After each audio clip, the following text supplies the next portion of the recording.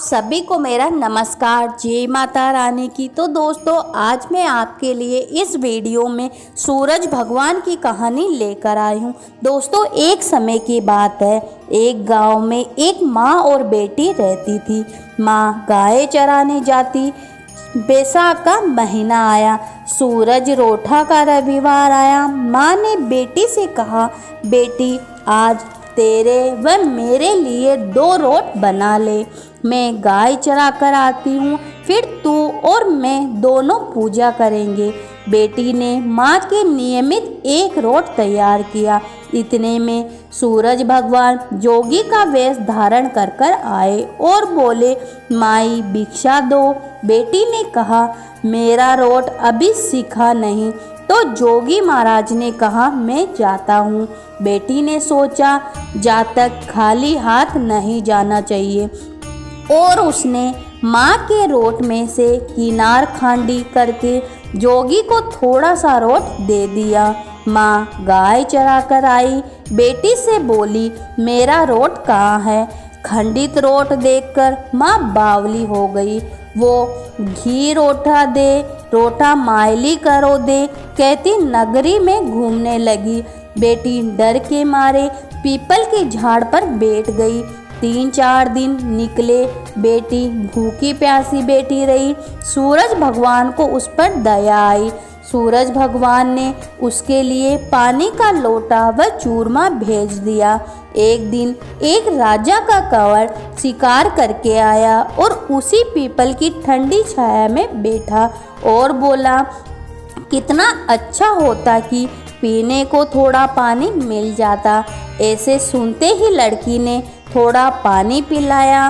फिर राजा के कंवर ने कहा, मुझे बहुत भूख लगी है, कोई खाने के दे दो तो अच्छा होगा।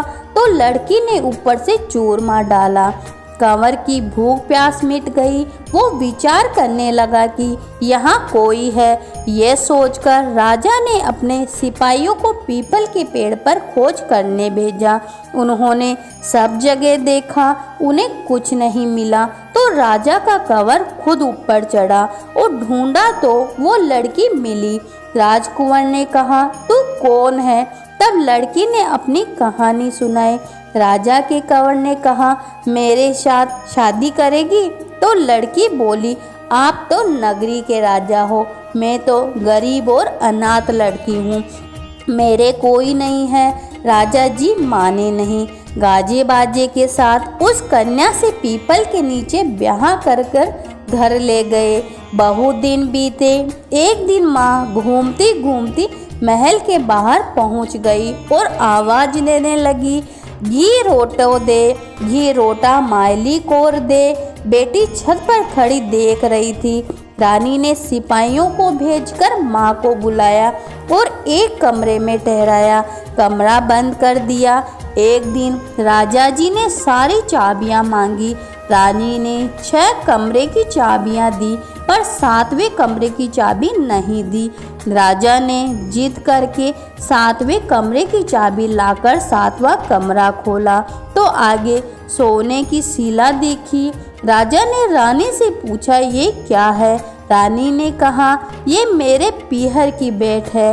राजा बोले, हमको आपका पीहर देखना है। रानी ने कहा, मेरा पीहर नहीं है, आप तो मुझे पीपल के पेड़ के नीचे से ब्याह कर लाए थे। राजा हट करने लगे तो रानी सूरज भगवान से विनती करने लगी और 1.25 पहर का पीहर वासा मांगा।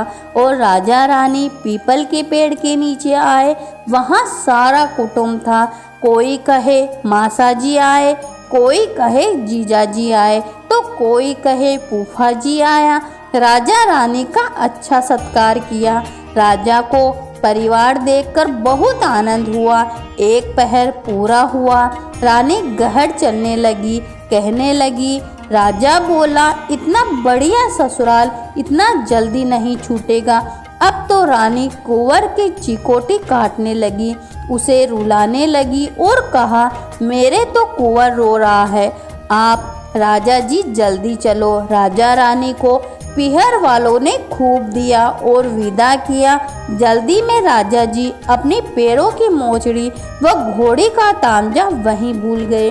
थोड़ा आगे जाते ही राजा को याद आई तो सिपाहियों ने कहा, रथ वापस घुमाओ, मेरी घोड़ी का तानाजा और पैरों की मोचड़ी वहीं रह गई। रानी कहने लगी, इतनी सी चीज के लिए वापस क्यों जाते हो? इतना धन उन्होंने दिया है। राजा एक नहीं सुनी, पीपल के नीचे गए और वहां देखा राजा जी का सामान पड़ा है। पत्ते उड़ रहे हैं पर कोई परिवार वैभव नहीं है। राजा बोले, रानी ये सब क्या है? रानी बोली, मैंने सूरज भगवान से 1.25 पहर का पीरवासा मांगा। मेरी तो एक माँ है जिसका रोठा खंडित होने से वो पागल हो गई। घूमते घूमते महल के नीचे आई तो मैंने उसे बुलाकर कमरे में बंद कर दिया। उसकी सोने की शिला हो गई। इतना सुनते ही राजा ने नगर में ढिंडोरा पिटवा दिया कि बैसाख के किसी भी रविवार को पीहरवासे के लिए सूरज भगवान का व्रत करना चाहिए। जैसे सूरज भगवान ने रानी पर प्रसन्न होकर उसे पीहरवासा दिया, वैसे सबको सूरज भगवान कृपा करे, सबकी मनोकामनाएं पूरी करे, खोटी की खरी अधूरी करे सबकी पूरी। तो बोलो सूरज भगवान की जय हो।